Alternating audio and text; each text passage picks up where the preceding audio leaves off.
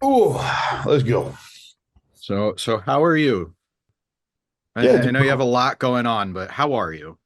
thanks. That's the second time I've been asked that in probably about 2, 3 months.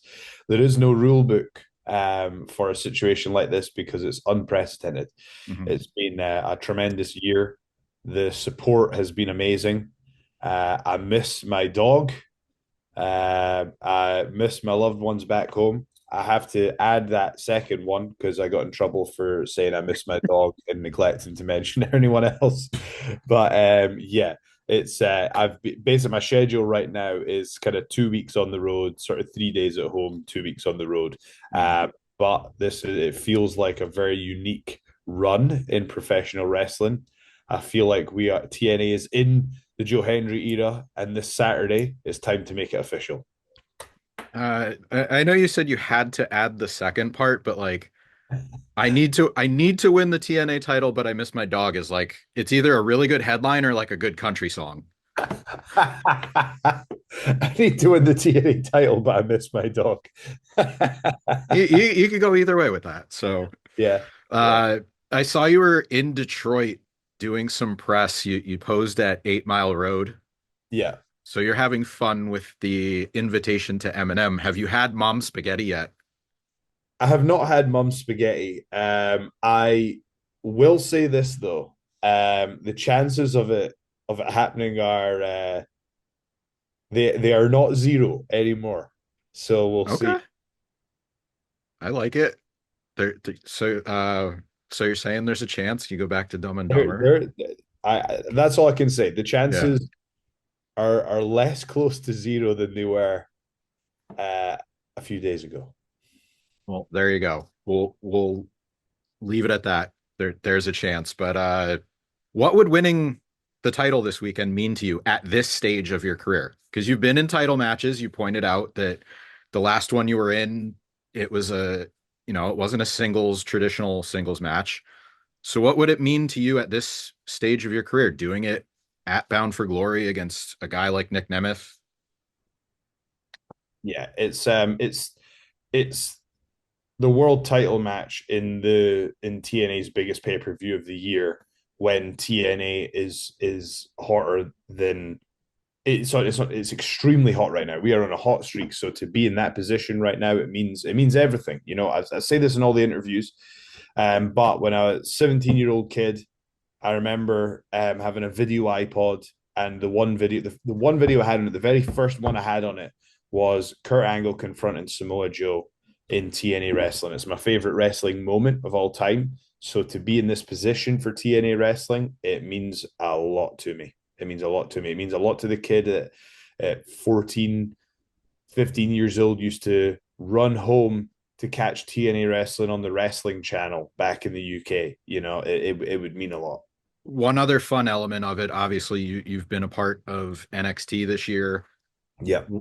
Jordan's done it and Zach Wentz has done it. What would it be like to be on NXT as TNA champion?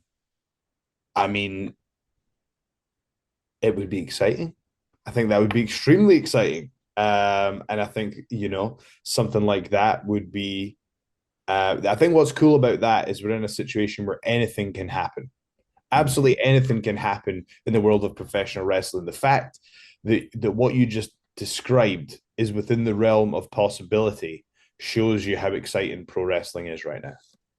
And I appreciate that you've had a lot of fun with it on social media because I'm going to paraphrase because I don't remember the exact thing you said, but it was something about like, we'll see how this goes in 4 months' time or whatever the tweet you posted. And people were like, going all different directions with it and speculating. And you had fun where it was like, you either post like the Joe Hendry, like that meme of like Yeah. the image of you in the white background, or you said some other stuff, but it's, more to your point, like it probably wasn't possible this time last year. Now it is. So it's like, it's fun to see you like pull that thread a little bit with people. It's a line that you have to dance for, and it's an interesting game because what got me here is by being, controversial on social media. And it's harder to do that when you have more to lose. It's easy to do that when you're like, right, I need some buzz, but when you're in the position I'm in, it's a lot harder to be bold on social media. But I've come to learn that if I can get buzz, it's good for the wrestling business. And also, in order to continue doing what I'm doing, I need to do what got me to the table. And that's Mhm. operating like I have nothing to lose, even though I have everything to lose. Mhm. During your time To going to clarify, the by the way, the reason I put it out is because I know there's so many exciting things coming up on the horizon. Some have been announced, some I haven't announced. Mhm. And I will say, I can reveal that in 4 months' time, I will be submitting my song to the Eurovision Song Contest. Okay. Uh, so I will get there, but I just closing, I think it's funny how people jump to conclusions and they're like, oh, he's leaving and it's like we don't know. Like as far as we know, like, you're signed with TNA, like you're gonna be with TNA for the long haul. I think you've said as much. So I am signed to TNA Wrestling, and my priority is to represent TNA Wrestling. yeah. So just, I can't remember who said this to me, but it's like if you're sharing something, it's like you're only sharing as much as you want to at this point. Like if you want the viewers to know something, you're gonna tell them. I'm gonna If know. you, Yeah, yeah. right? Like just enjoy the ride. So, but getting back to Christmas number one, I thought this was fun. You or no, did you say Eurovision or Christmas number one? I think I'm jumping Both, ahead. Okay, both. both, Let's both, have, let's both, have it both. all. Let's Yeah, so it's one of these things that takes so much work, but I need to. I haven't even thought about it for a few days because I got Bound for Glory. There's just so many cool things on the table that I need to yeah, accomplish. yeah. So I did some research. I learned what LadBaby is or who LadBaby is. I apologize. Can I just say, like to you and to anybody that's going to vote for you or however it plays out, like please let Joe win. Like these people, it's a husband and wife, and they make songs about sausage rolls. And I will admit that they did a cover or a parody of "Don't Stop Believin'" by Journey. Yep. It was clever, but that it's like that's their gig, and they've won the Christmas number one for like years in a row. So like, come on, like we need Joe up there. I don't even know what a sausage roll is, and I'm like tired of it. You don't want to know. It's from a store called Greg's, and the sausage roll. This is probably the most controversial thing I've ever said. Much more controversial than my tweet from a few weeks ago. Greg's sausage rolls are bad. The steak bake, fantastic. Chicken bake, fantastic. Sausage roll, no, it's awful. So there you go. That's your headline. The Yeah. Greg sausage roll is awful. See, Actually, don't say that. I'll lose my entire fan base. That'll be the post that does it for me. yeah. Well, we already have to deal with plenty of polarizing controversy with the U.S. election coming up. You're just, you know, you're choosing And you know to what? I, you're I get choosing to asked about polarize yourself in a different way. I get asked about US politics all the time, and they say, who would you vote for and all this. And all I have to say on that is I should have, it's unfortunate that a non-US citizen can't stand for president because I think I could have saved a lot of drama by just running for president. You could. No, you can't. You have to be a US I citizen. No, I mean like you could solve that drama. Like I think No, you no, you would have to be unite the born. people. You have to be born in the United States. I think they should I change could that do what rule. Arnold. I could do what Arnold did. I could run for governor. That could work. I think I could pull that off. What state? Oh, do you know what? I think I would have to go for New York just because of how big my line was in New York Comic Con. If I'm going for just volume of support, that Mhm. there was some love in New York, I will say. Okay. Uh, I don't want to get too far ahead. I know like we're talking about Bound for Glory, winning the title, but they often say, keeping the title, your first defense is just as important as how you win it. Do you think about that stuff? Like what kind of champion you want to be? Because, you've had a guy like Moose, who a lot of people say is the face of the company. He's super talented, could be one of the best, in TNA ever. And then you have Nick Nemeth, who, look at his resume. You're following them. If you win on Saturday, do you think about like what kind of champion you want to be? Well, first of all, I would like to think that the what I bring to the table in terms of um, bringing views and eyes and attention to the product, I feel like I'm already in a unique position. So Mhm. I would, the day that I win the championship, because I believe I will win the championship, the day that as soon as I lift that championship above my head, I, I like I say, I got here by doing and saying controversial things. I've made it quite clear who I would like my first opponent to be should I win the TNA World Title, and so I think that my title reign is hard. It's hard to know because the difficulty is I'm wrestling Nick Nemeth, who is one of the best to ever lace up a pair of boots, in my opinion.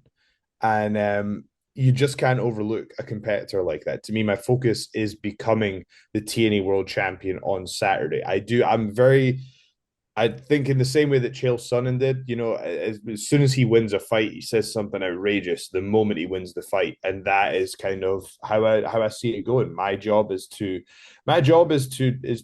put people in seats, and so I'll be doing and saying things that will do that. And I think, my goal, if I'm able to get it done, my goal would be to be a champion that creates an era where anything can happen, an era of excitement because that's what pro wrestling is all about.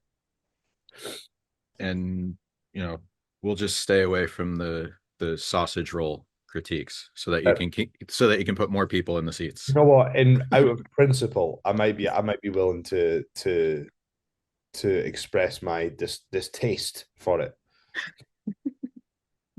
All right.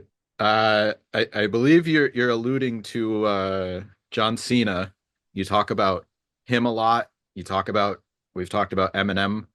I want to have a little bit of fun with this last question.